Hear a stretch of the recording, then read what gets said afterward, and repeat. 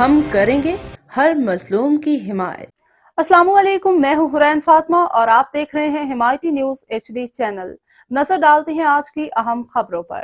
سیالکوٹ سابق صدر مملکت عارف الوی کا کہنا ہے کہ بانی PTI جیل میں رہیں گے مگر کسی سے ڈیل نہیں کریں گے۔